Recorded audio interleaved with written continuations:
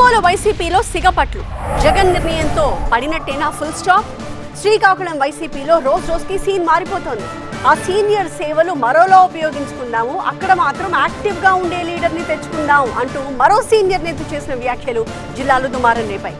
అయితే జగన్ మాత్రం ఆ నాయకుడిని కంటిన్యూ చేసి అధిష్టానం నిర్ణయమే ఫైనల్ అని తేల్చి చెప్పారు. జగన్ పుట్టినరోజు వేడుకల సందర్భంగా శ్రీకాకుళం జిల్లా పార్టీ అధ్యక్షుడు మాజీ deputy CM Dharmana Krishnadas controversy comments చేశారు. శ్రీకాకుళం పార్లమెంట్ కోఆర్డినేటర్ పదవి నుంచి తమ్మినేని సీతారాంని తప్పించి కొత్త వారికి అవకాశం ఇద్దామని అన్నారాయన. త్వరలోనే పార్టీ నిర్ణయం తీసుకుంటుందంటూ బహిరంగంగానే ప్రకటించారు. ఆ వ్యాఖ్యలు జిల్లాలో పెద్ద దుమారం రేపాయి. కళింగ సామాజిక వర్గాన్ని ధర్మాన సోదరులు తొక్కేసే ప్రయత్నం చేస్తున్నారంటూ సదరు వర్గం భగ్గుమంది. డ్యామేజ్ తప్పదని అర్థం చేసుకున్న ధర్మాన కృష్ణదాస్ నాలుక మడత పెట్టేశారు. తమ్మినేనంటే తనకు గౌరవం ఉందన్నారు. పార్టీని బలోపేతం చేసే పనిలో భాగంగానే అలా మాట్లాడడం తప్ప తమ్మినేనిపై తనకు వేరే ఉద్దేశం లేదని ప్రెస్ నోట్ ద్వారా వివరణ ఇచ్చారు. లేటెస్ట్ గా తమ్మినేనికి మద్దతుగా పార్టీ నిర్ణయం తీసుకుంది. శ్రీకాకుళం పార్లమెంట్ కోఆర్డినేటర్ గా తమ్మినేనిని కొనసాగిస్తున్నట్లు అధిష్టానం ప్రకటించింది. జిల్లాలోని ఇచ్చాపురం నియోజకవర్గ వైసీపీకి మాత్రం కొత్త బాస్ ను నియమించింది. ఇచ్చాపురం నియోజకవర్గ వైసీపీ ఇన్ఛార్జిని మారుస్తారంటూ గత కొద్ది రోజులుగా ప్రచారం జరగడంతో పదవి కోసం చాలా మంది నేతలు ప్రయత్నించారు. ఎవరి స్థాయిలో వాళ్లు లాబియింగ్ చేశారు.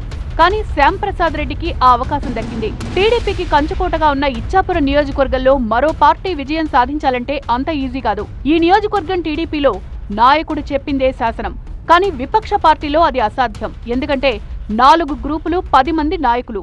వీరిని సమన్వయం చేసుకుని ముందుకు వెళ్లడం శ్యాంప్రసాద్ రెడ్డి ముందున్న అతిపెద్ద సవాల్. ఎంతో మంది సీనియర్లను కాదని శ్యాంప్రసాద్ రెడ్డికి జగన్ అవకాశం కల్పించారు. ఒకవైపు పార్టీని బలోపేతం చేయడంతో పాటు నేతల మధ్య విభేదాలు పరిష్కరించి వారందరినీ కలుపుకుని వెళ్లాల్సి ఉంటుంది. విపక్ష పాత్రను పోషించడంలోనూ గతానికి భిన్నంగా వ్యవహరించాలి. నియోజకవర్గంలోని పలువురు వైసీపీ నేతలకు టీడీపీతో రహస్య సంబంధాలు ఉన్నాయంటూ నియోజకవర్గంలో గుసగుసలు కూడా వినిపిస్తున్నాయి. వీటన్నిటికీ చెక్ పెట్టాలంటే దూకుడుగా వ్యవహరించాల్సిన అవసరం ఎంతైనా ఉంది. మరోవైపు సమన్వయకర్త బాధ్యతల నుంచి పెరియా విజయ తప్పుకోవడంతో వైసీపీలో సాయిరాజ్ దంపతుల పని అయిపోయిందని చాలా మంది భావించారు. ముఖ్యంగా ఆ పార్టీలో ఓ వర్గం నేతలైతే సంబరాలు కూడా జరుపుకున్నారు.